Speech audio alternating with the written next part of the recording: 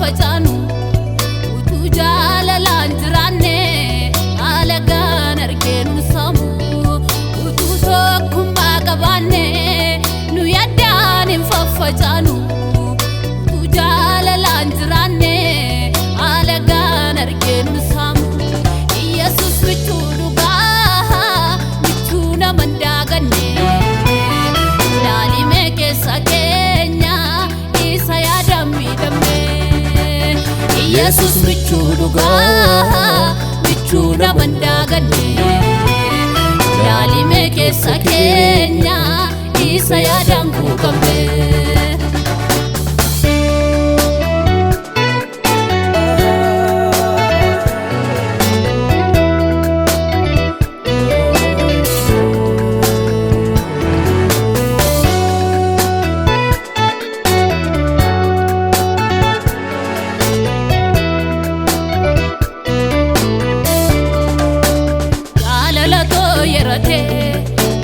Aadootu aadoo kenna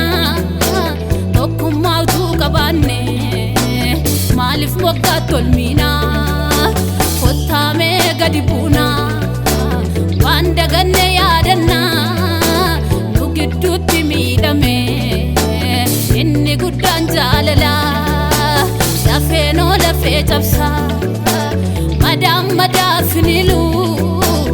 isa miidheffal mataam silaa kan miidhameen dubbatu silaa dhugaan noqateetu waggaa lafaatiyyaa agabaabbatu maaloo barri miixuuf gidira ija keenya kaan miidhamimmaani gaafatee dhabeem dhaloonni ija keenya kaan miidhamimmaani gaafatee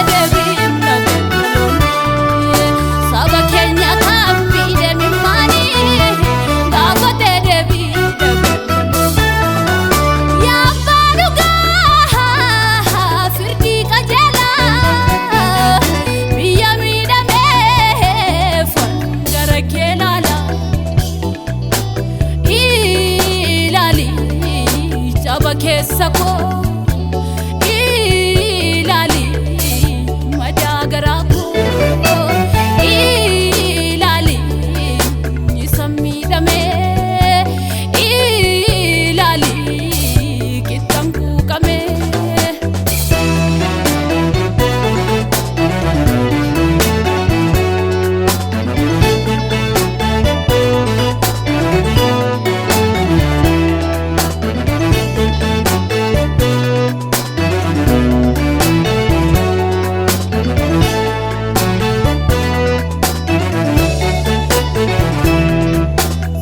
Sindi duukan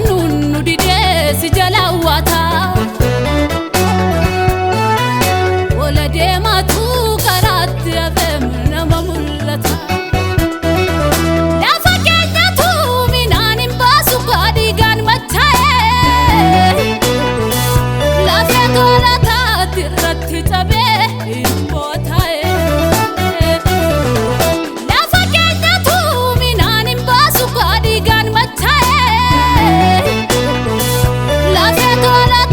irratti cabee hin bootaa'e atoo dhiiga kee qulqulluu nuuf dhangalaafte maaf dhiigni keenya lolaa dhiigaan nu bittee dullaatti ni kaabineensatte bo'aa deemuun keenya yoomgaa abbaa koo yoomgaa waaqayyo yoomgaa daraa yoomgaa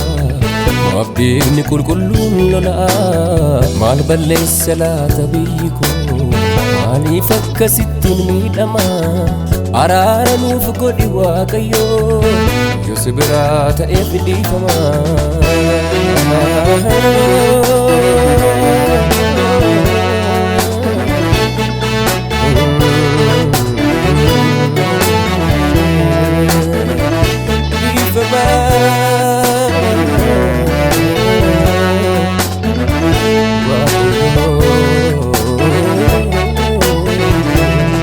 Walli taagabbaa'u sodaa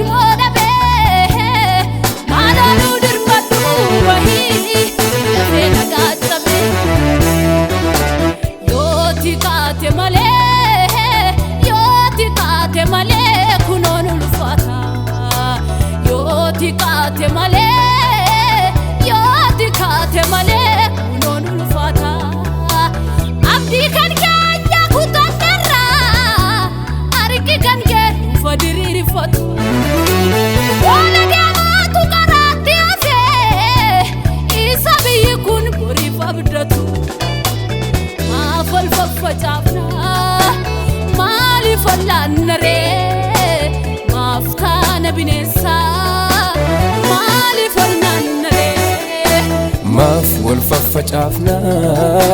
مالي فلان نري ما افتال بننسى مالي فلان نري